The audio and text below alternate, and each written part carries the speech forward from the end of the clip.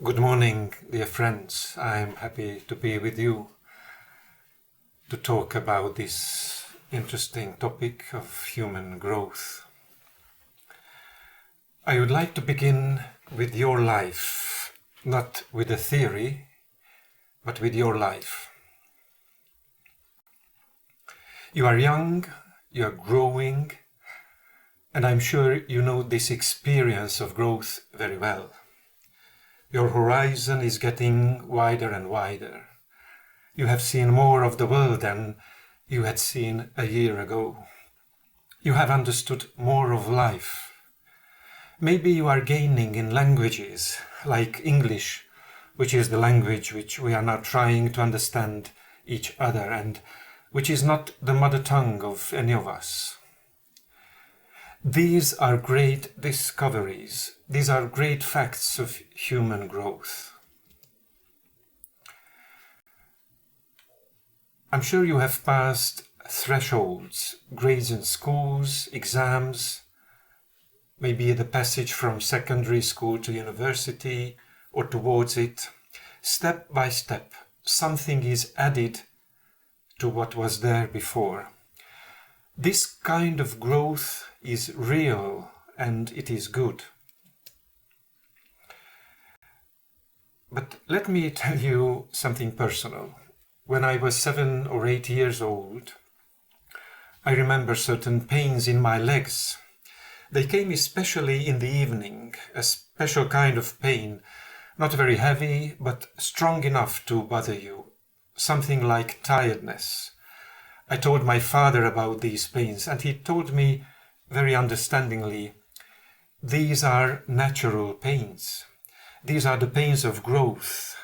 Your bones are growing. It is interesting, I never revisited this. I never looked it up in medical books. I simply believed him, and I think he was right. I tell you this for 2 reasons. First, real growth is felt. Sometimes it even aches. Remember this, we will come back to it. And second, I myself could not interpret my own pain. Someone who loved me gave it a name. Sometimes this is how growth works. We will come back to this too. Now, together with all this growing, I think there are also questions living in you, deep questions. Will I fit in? Will I find a space for myself? Am I needed? Can I contribute?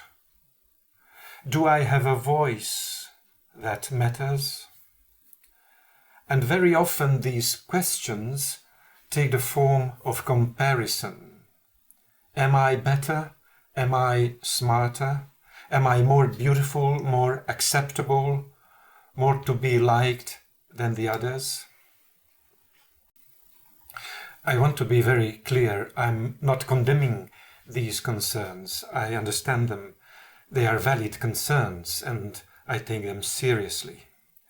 But I invite you to overcome them, to step forward, not to be stuck in them, especially not to be stuck in comparison. So do not compare yourself with others and do not try simply to fit into what already exists, into what you see as existing.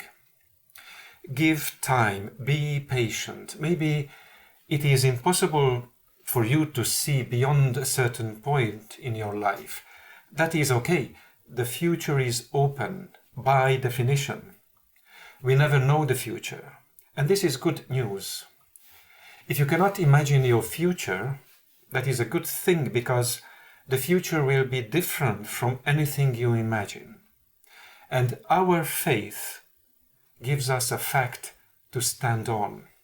The world belongs to God. And if the world belongs to God, all the more so the future. If you compare at all, compare yourself with yourself. Ask this question: Am I growing? Am I more human than I was yesterday? If there is any competition, let it be this one, that myself of tomorrow may be more than myself of today. But now I have to ask, what kind of growth are we really talking about? Every now and then we hear terrible news of earthquakes in different parts of the world. And sometimes afterwards people study what went wrong, why one building fell and another right next to it remained standing. And there is something striking that engineers have found in many of these cases. Often the structure above the ground stays intact, many floors going up high, firm, unbroken. The failure happens somewhere else. It happens at the point where the structure leaves the ground. The earth starts moving, trembling, and it is exactly there at the base where the building meets the moving earth that it becomes weak. It cannot go with the changes.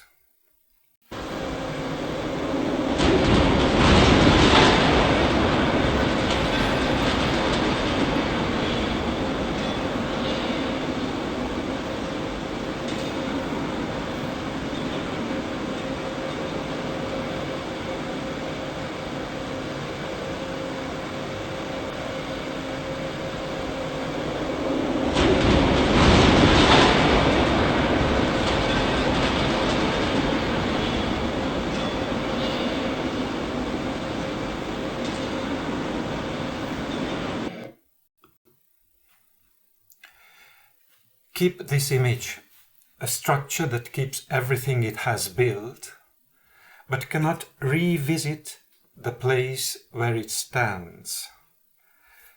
Because a building cannot grow.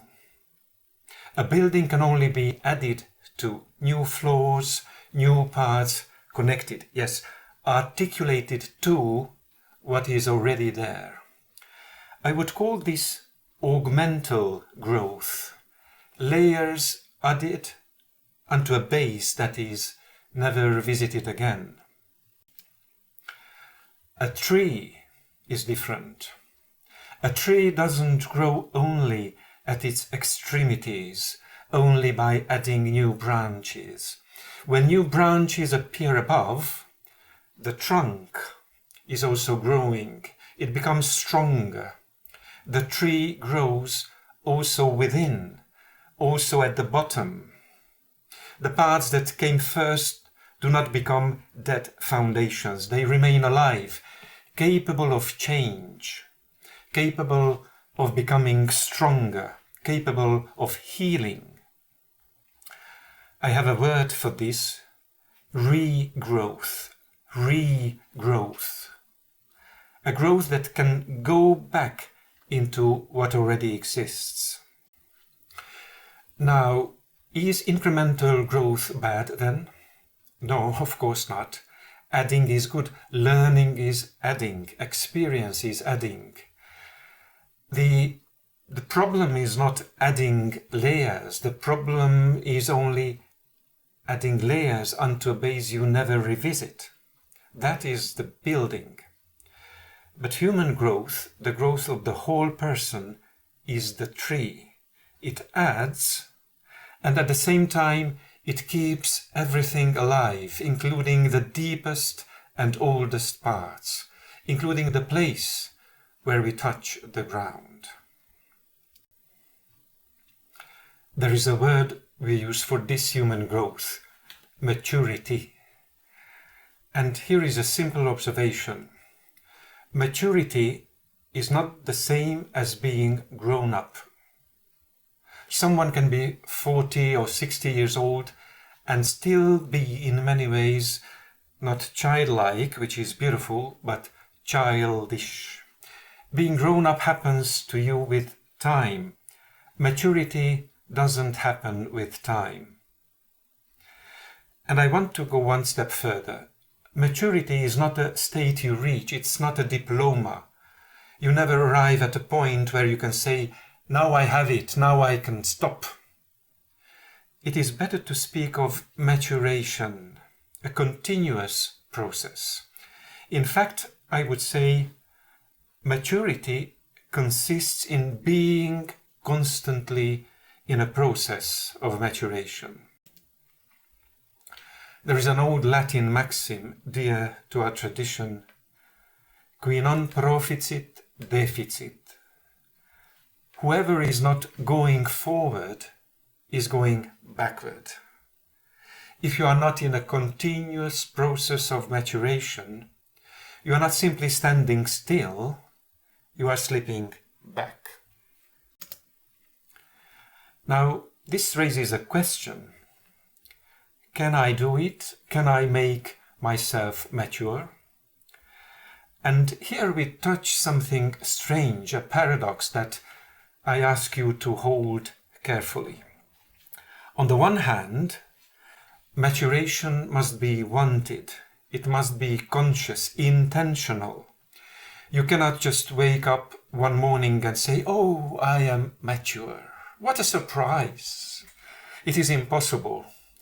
Nobody grows by accident. You have to want it. On the other hand, I cannot mature myself. There is no specific action I can perform that produces maturity. I cannot manufacture my own growth. Growth is something that somehow we receive. So what is left for us? What is our part? Our part is to create the conditions, to pay attention, to look back at our life, to ask for feedback, to ask others, how do you see me? To let ourselves be accompanied, personally accompanied, and also accompanied in community. Look around you. This is happening to you right now. You are at a meeting, but you are not in a crowd. You are a person in a community. And in these days, we will create small communities, small groups, where you can listen and speak, receive and give. This is communal accompaniment, and personal growth doesn't happen without it.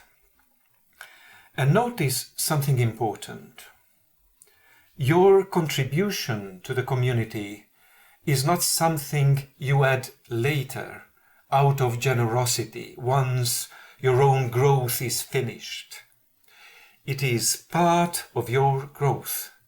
It is impossible to mature without giving. Saint Paul knew all this.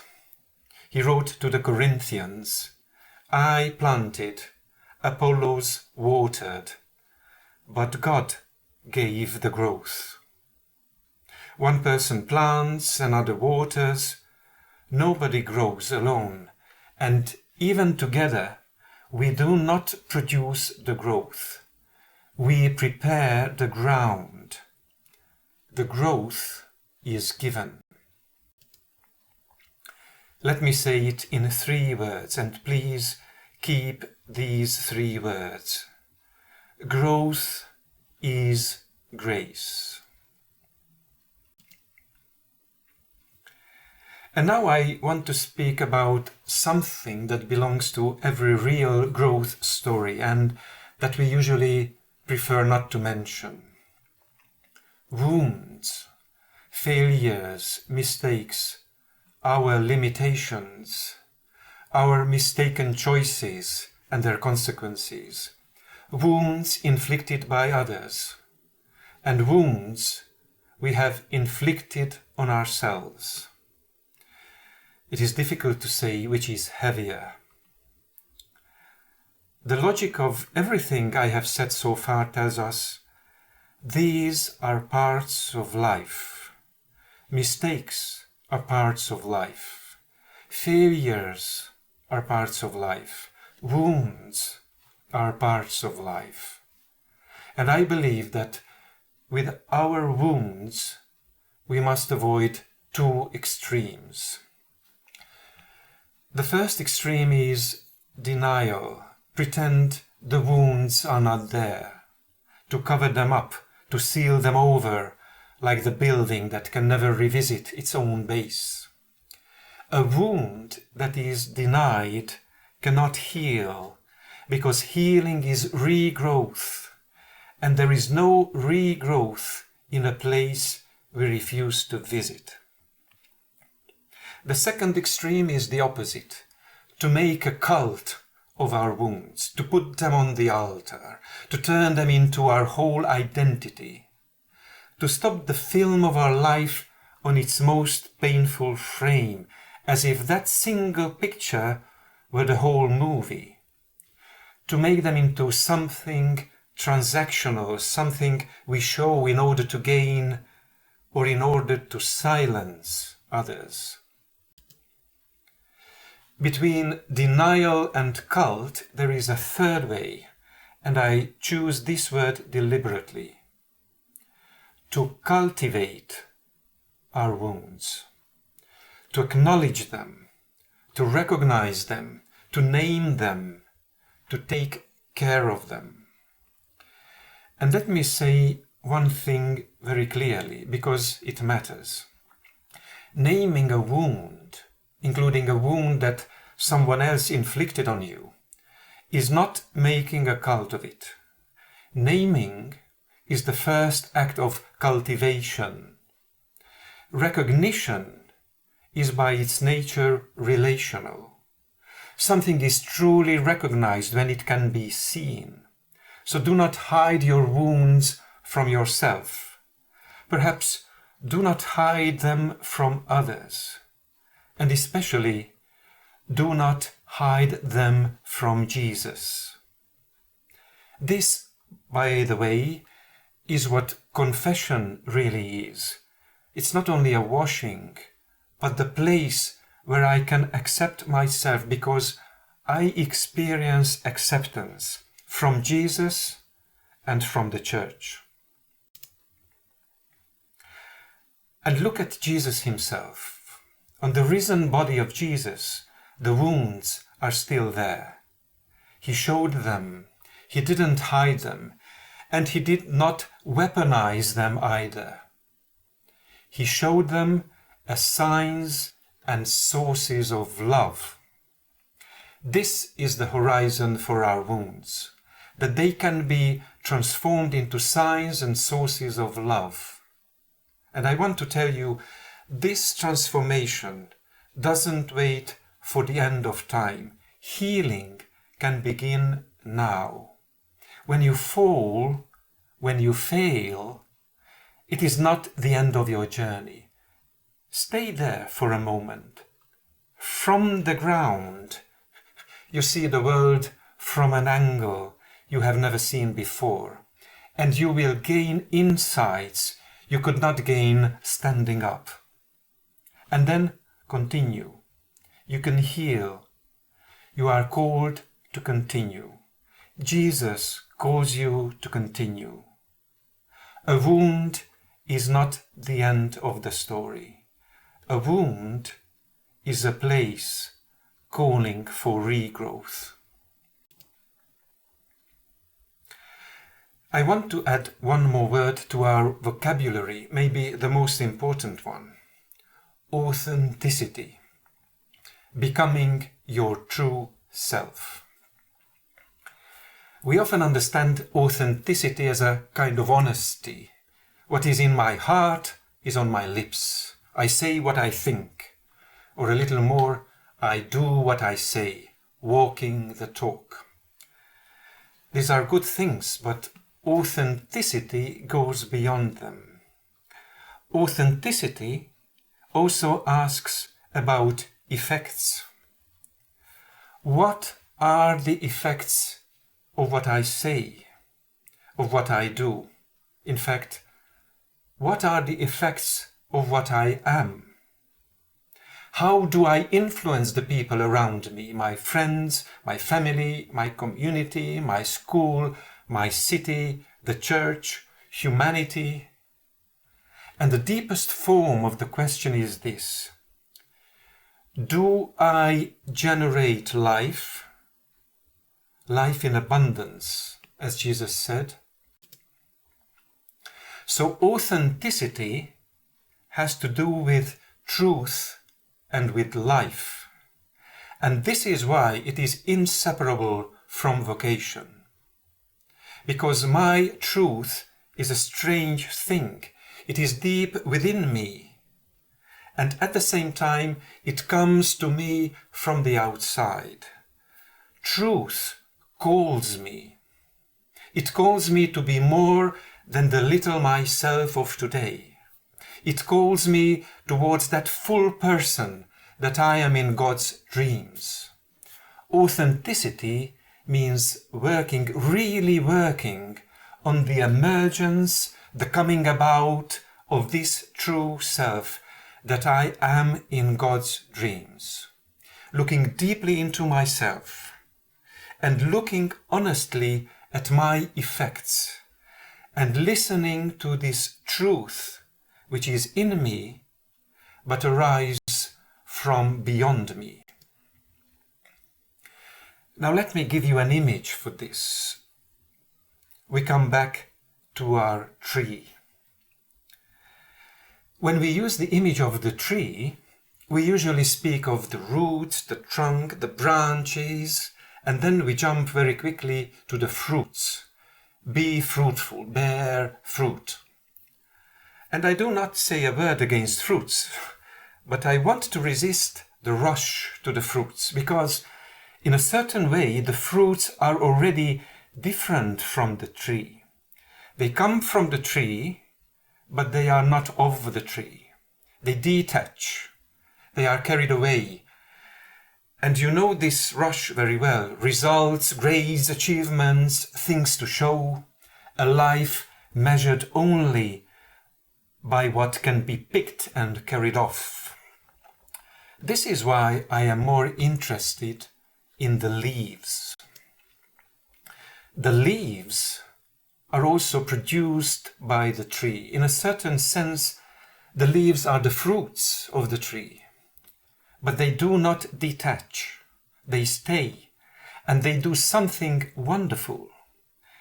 They connect the tree, not simply relate it, they connect it to the world around it, even to the sun.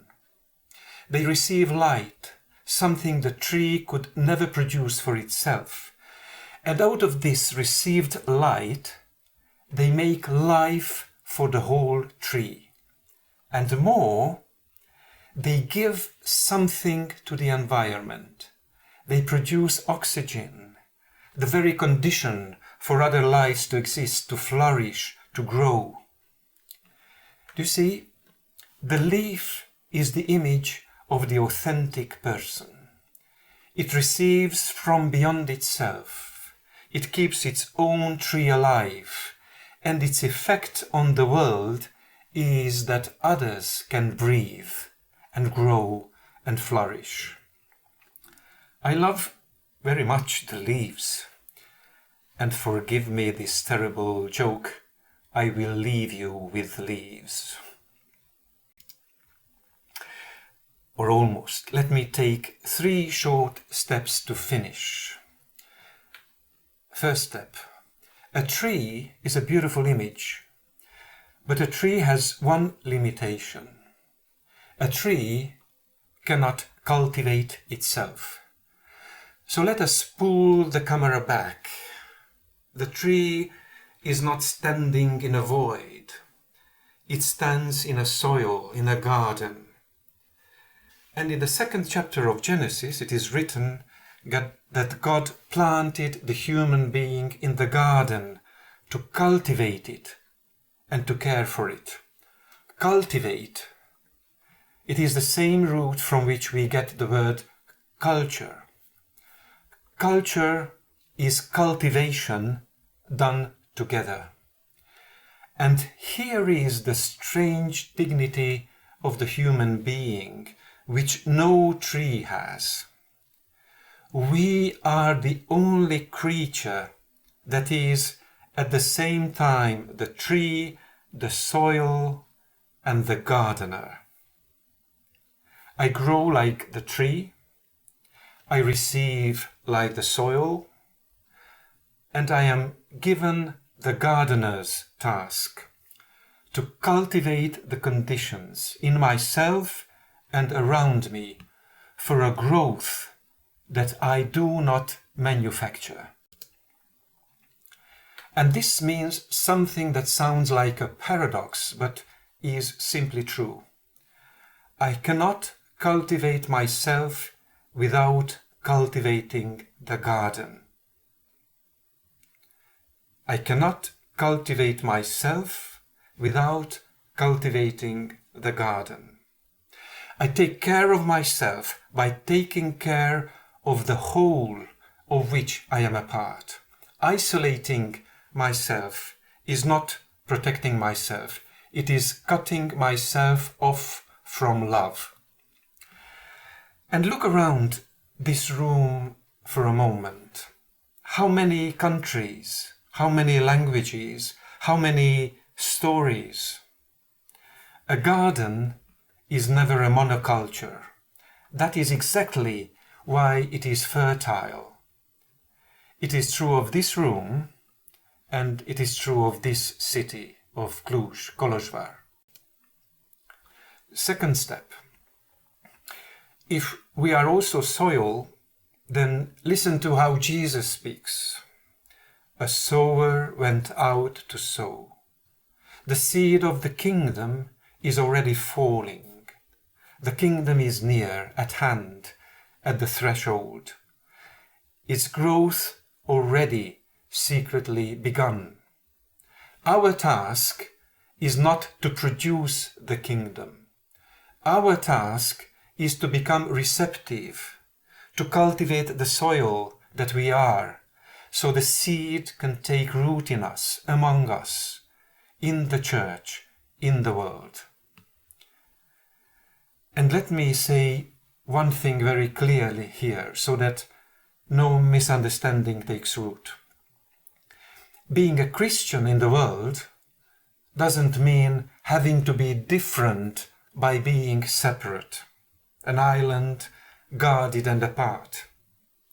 If you want to be different in this, in dedicating yourself to cultivation. Be different by making the first step. Pope Francis in Evangelii Gaudium says that the community of Jesus knows how to take the initiative, to make the first move, because the Lord himself made the first step towards us. This is what is to follow Jesus, to make the first step in cultivating the garden. To make the first step in cultivating the garden, so that the garden becomes a place where we are brothers and sisters to all. Tomorrow you will hear about being a Christian in the world, and the day after about living in community. I'm not going to give those talks now. I only wanted to prepare the ground for them. Consider this a seed. Third and last step, underneath everything I have said this morning, underneath the comparing, the striving, the fear of not fitting in, I believe there lies one deep desire, the desire for acceptance, the desire to hear from someone at least once spoken truly, "It is good that you are." The philosopher József said that this is what love means, to say to someone, "It is good that you exist." And notice, this sentence has no comparative. There is no better in it, no more than. It is the one recognition that cannot be ranked. It is the word that answers comparison forever. And it is the first word ever spoken over us. God looked at creation and said, "It is good." Jesus says it to you. The Christian community says it to you. And to be a cultivator, to be a member of a community, to be a Christian in the world is in the end exactly this: to say that same creative word to others. It is good that you exist. In a few minutes you will sit down in small groups. Let me tell you what those groups really are. They are a garden. So be courageous enough to share. You will understand yourself better when you express yourself, and others will tell you things about yourself that you never imagined. And do in that garden the most cultivating thing a human being can do. Let someone be truly seen. And perhaps you will hear it today, here said to you. It is good that you are. Thank you.